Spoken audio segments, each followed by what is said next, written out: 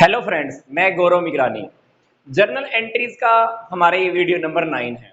उससे पहले का 8 वीडियोस आपके इसी यूट्यूब चैनल के ऊपर अपलोड हो चुका है। इस वीडियो में हम सीखने जा रहे हैं कि ओपनिंग एंट्री क्या होती है। तो ओपनिंग एंट्री को सीखने से पहले हम थोड़ा सा डिटेल में देख लेते हैं इसके बारे में कि ओपनिंग एंट्री करने की हमें जरूरत ही क्यों होती है।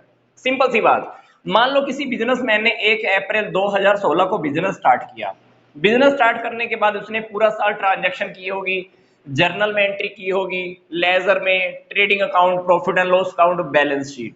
31 मार्च 2017 को उसके पास कुछ बैलेंसेस रह भी गए होंगे, कैश बचा होगा, बैंक बैलेंस बचा होगा, स्टॉक बचा होगा, फर्नीचर, मशीनरी, कैपिटल, सब कुछ बच जाता है जिसको हम बोलते हैं क्लोजिंग बैलेंसेस। क्लोजिंग बैलेंस को हमने फिर क्या किया होगा, 1 अप्रैल 2017 को, मतलब अगला अकाउंटिंग ईयर हमने शुरू किया होगा, तो हमने पीछे वाले बैलेंसेस को इस वाले साल की स्टार्टिंग में कौन से बैलेंस माना होगा, ओपनिंग बैलेंस माना होगा। ओपनिंग बैलेंस के साथ हमने 1 अप्रैल 2017 की शुरुआत की। इस साल में भी बहुत सारी ट्रांजैक्शन हुई, सेम लास्ट में फिर क्लोजिंग बैलेंस बचे, फिर यहाँ पे opening balance, transactions, closing balance. Closing balance के साथ ओपनिंग बैलेंस की शुरुआत, फिर ट्रांजैक्शन, फिर क्लोजिंग बैलेंस। करते करते हमने क्या किया, यहाँ पे जो क्लोजिंग बैलेंस बचे 31 मार्च 2020 को, 31 मार्च 2020 को हमारे पास कैश रखा हुआ था, बैंक रखा हुआ था, स्टॉक रखा हुआ था, फर्नीचर था, debtors, bank loan, creditors, capital. इस 31 मार्च 2020 को हमने उसी बैलेंसेस को नाम दिया क्लोजिंग बैलेंस।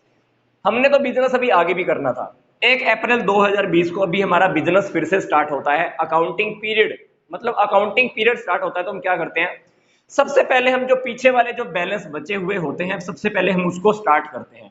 तो जो पीछे वाले बैलेंस को लेकर हम सबसे पहले जब अपने बिजनेस के अंदर जर्नल में हम एंट्री करते हैं, तो उसी को हम बोलते हैं ओपनिंग एंट्री। ओपनिंग एंट्री क्या है, पीछे वाले बैलेंसेस को जब हम सबसे पहले जर्नल में जर्नल एंट्री करते हैं तो उसको हम क्या बोलते हैं, ओपनिंग एंट्री।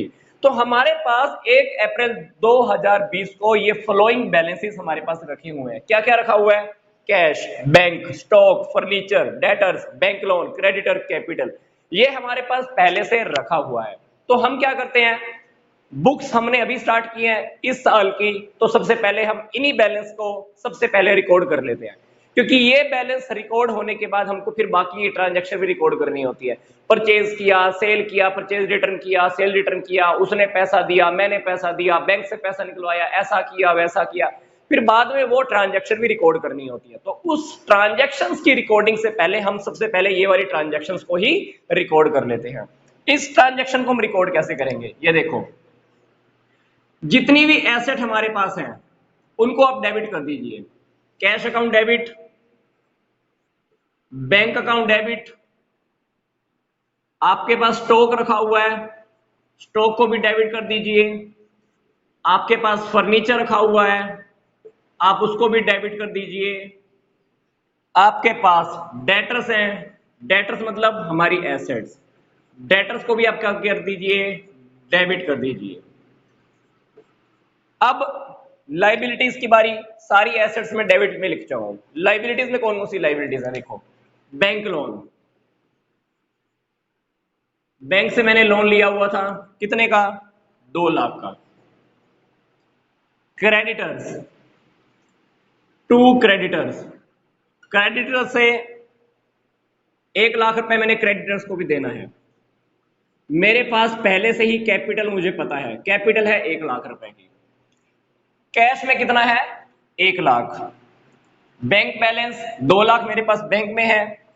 25,000 रुपए का मेरे पास स्टॉक है, 25,000 रुपए का मेरे पास फर्नीचर है, और डेटर से मैंने लेने हैं 20,000 रुपए। जैसा कि हमने जर्नल एंट्री में सीखा है, जितने अमाउंट से हम डेबिट में एंट्री करते हैं उतने ही अमाउंट से हमको क्रेडिट में भी एंट्री करनी होती है।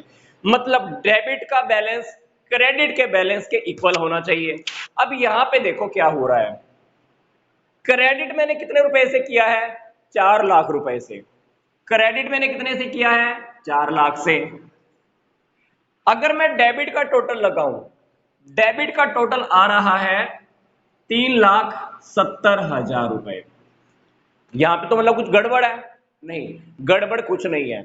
क्रेडिट का बैलेंस अगर ज्यादा हो, डेबिट का बैलेंस अगर कम है ओपनिंग एंट्री के अंदर, तो बाकी का जो बचा हुआ डिफरेंस है, कितना डिफरेंस है? 30,000 का। उसको हमको क्या मानना होता है? गुडविल माननी होती है। कितने का डिफरेंस आया है? गुडविल। इसको हम लिख देते हैं बैलेंसिंग फिगर B/F। मतलब ओपनिंग एंट्री के टाइम पर अगर डेबिट का बैलेंस कम है, क्रेडिट का बैलेंस ज्यादा है, तो डिफरेंस को हम क्या मान लेंगे? गुडविल मान लेंगे। अब थोड़ा सा हम डिफरेंट भी देख लेते हैं। मान लीजिए इसी क्वेश्चन में आपको सिर्फ इतनी सी इक्वेशन दी हुई है, हमारे पास कैपिटल भी नहीं है। मैं थोड़ा सा ओपनिंग एंट्री भी चेंज कर रहा हूं, इक्वेशन मैंने चेंज कर दिया, सेकंड वे में हम इसको सीख लेते हैं। मान लो क्वेश्चन में हमारे पास इतनी सी इक्वेशन दी हुई है, कैपिटल के बारे में हमको पता नहीं है, तो क्या करना है हमको? अभी डेबिट का टोटल कितना है? 3,70,000। डेबिट का टोटल कितना है? 3,70,000। क्रेडिट का टोटल देखो अब तक कितना आ रहा है?